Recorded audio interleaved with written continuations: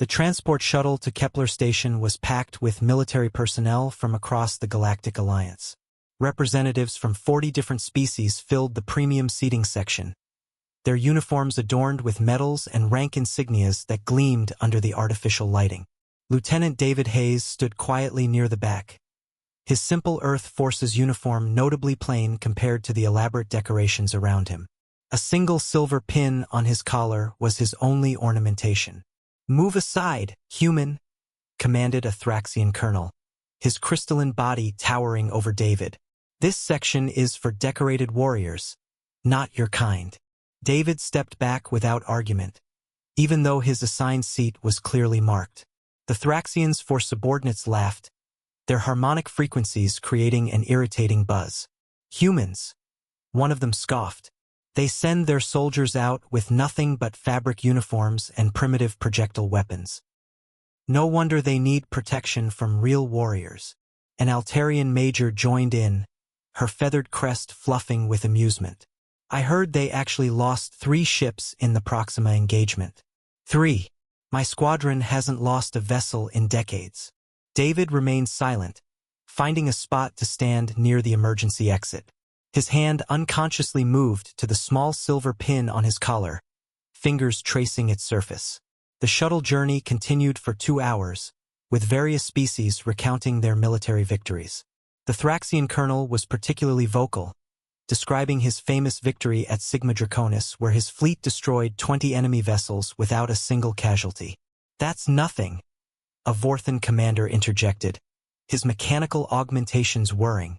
"At the Battle of the Void, my cybernetic division eliminated an entire enemy armada. 47 ships, all destroyed in under an hour." They all carefully avoided mentioning who the enemy had been in these engagements. A sudden shudder ran through the shuttle. Then another. The lights flickered and died, replaced by the ominous red of emergency lighting. "Hull breach detected," the automated system announced. "Catastrophic decompression in sections 4 through 7. The shuttle lurched violently. Through the viewport, a sleek Predator ship materialized pirates using illegal stealth technology. Another blast rocked the shuttle. "Where are the escape pods?" the Thraxian colonel demanded, his crystalline form suddenly brittle with fear. "Destroyed in the first volley," the pilot's voice crackled over the intercom. "We're sitting ducks." Panic erupted. The decorated warriors who moments ago were boasting of their victories now scrambled in chaos. The Altarian major huddled in her seat, feathers molting from terror. The Vorthan commander's augmentations sparked uselessly as the ship's power grid failed. David moved, not to flee, but toward the manual override panel near the emergency exit where he'd been standing.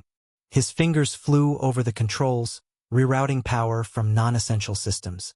"What are you doing?" someone screamed. "My job," David replied calmly, yanking open an access panel. Inside was an ancient-looking manual turret control, a human addition that most species mocked as primitive redundancy. The shuttle rocked again. Atmosphere hissed from microfractures spreading across the hull.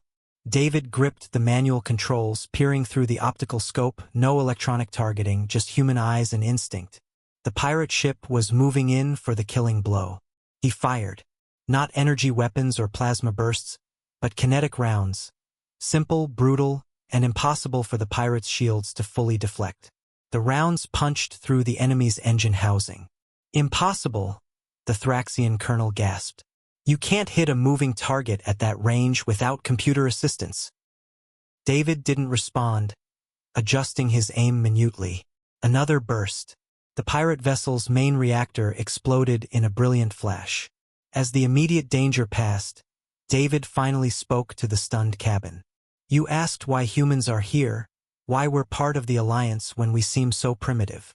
He turned from the controls, and for the first time they truly noticed the silver pin on his collar.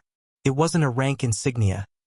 It was a small human skull with a number beneath it, 37. "Every one of these represents a ship I've killed using manual targeting," David continued. "The Proxima engagement you mocked? I was the gunner on all 3 of those lost ships. We deliberately let ourselves get hit to draw the enemy in close. where shields don't work and only raw skill matters. The Altarian Major's crest flattened completely. The Ghost Gunner. You're the Ghost Gunner? The one who destroyed the Hegemony's flagship. David shrugged. The enemy you've all been bragging about defeating? The hegemony you've been fighting for the past 5 years? Humans broke their main fleet. We just didn't feel the need to decorate ourselves for doing our duty. He walked past the Thraxian colonel, who quickly vacated the seat, David's originally assigned seat. Now, if you'll excuse me, David said, settling in, I'd like to rest. Manual targeting is exhausting, and according to our intel, there are 2 more pirate ships waiting along this route. The cabin fell silent. Every alien warrior present suddenly understood why humans, despite lacking natural weapons, armor, or advanced technology, were the Alliance's most requested combat specialists. They didn't need to be the strongest. They just needed to be human. Retriclod can make mistakes.